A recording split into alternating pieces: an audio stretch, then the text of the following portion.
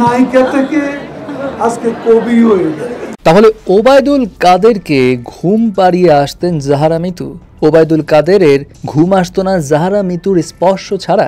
এমনই কিন্তু খবর রিসেন্টলি ভাইরাল হয় এবং জাহারা মিতু এর জবাব দেয়, যার মধ্যে একটা লাইন তিনি বলেন তার কোনো পুরুষকেই ভালো লাগে না।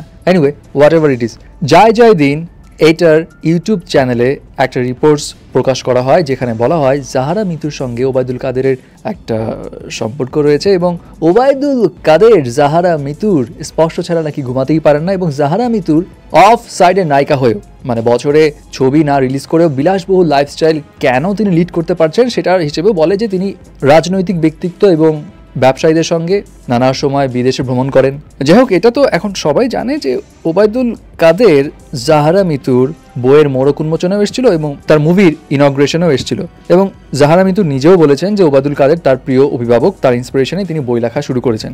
বাট এই যে জয় দিনের প্রতিবেদন যে ওবায়দুল কাদের জাহারা মিতুর স্পর্শ ছাড়া ঘুমাতেই পারেন না, এই প্রসঙ্গে জাহারা মিতু কিন্তু একটা স্ট্যাটাস দেন তার ফেসবুক পোস্টে, যেখানে তিনি অনেক কথা লেখেন এবং তার মধ্যে তিনি যে বিষয়টা বলেন সেটা হচ্ছে ডিজিটাল যুগে সব কিছুর রেকর্ড থাকে। আমার বাসা থেকে বের হওয়ার সিসিটিভি ফুটেজ যেমন থাকবে, আমি কোথাও গেলাম সেটার রেকর্ডও থাকবে, কল লিস্টেরও রেকর্ড থাকে।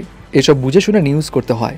দেশের সর্বোচ্চ একজন মন্ত্রীকে মন্ত্রী পাড়ায় প্রতিদিন ঘুম পাড়ানোর নিউজ কোনো মেয়াদ উত্তীর্ণ সবজি সেবনের ফলেই লেখা যায়। এখন মেয়াদ উত্তীর্ণ সবজি মানে কি বোঝাচ্ছে, ইউ নো দ্যাট। এর থেকে হাস্যকর নিউজ আমি আমার বাপের জন্মে দেখিনি, সত্যিই দেখিনি। এত হেসেছি আমি নিজে, মানুষ আর কতটুকু হাসবে। কোনো সোর্স নেই, আমার বক্তব্য নেই, কোনো প্রমাণ নেই, আর আমার নাম ডিরেক্ট লিখে দিলেন। জাহারা মিতু আরও লিখেছেন, একজন রাজনৈতিক ব্যক্তির নামে ভিউ বলে ভিউ বাণিজ্যে এতটা নিচে নামলেন। একবার ভাবলেন না মেয়েটা আসলেই কোনোদিন ওই ভাইয়ের সঙ্গে একা দেখা করতে গেছে কিনা? খবর নিয়ে দেখেন ভাইয়ারা, একটু বের করেন প্লিজ।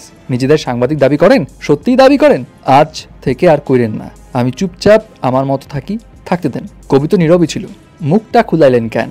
এবং জাহারা মিতু সেই স্ট্যাটাসের উপরের অংশে লিখেন যে এমন হলুদ সাংবাদিকতার ভিকটিম তিনি এর আগেও হয়েছেন, অনেক আগে থেকেই হয়েছেন। এবং তিনি বলেন এর পিছনে রিজন হচ্ছে একটাই, তার বয়ফ্রেন্ডটাকে এটা জানতে চাওয়া।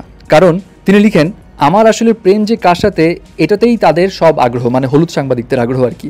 তিনি বলেন, ভাইরে আমার কোনো পুরুষকে ভালো লাগে না, আমি কাউকে বিশ্বাস করতে পারি না। অনেক ইন্টারভিউতে বলেছি আমার থেকে একদিনের বড় কোনো ছেলেকেও আমার ভালো লাগে না। গত 3.5 বছর আগে এমন এক ধোঁকাবাজের সাথে সম্পর্ক ভেঙেছে যে এরপর সম্পর্ক জিনিসটাই আমার প্যারা মনে হয়। কিন্তু আপনাদের অত্যাচারে মনে হচ্ছে একটা প্রেম করে প্রেমিক সামনে আনতেই হবে।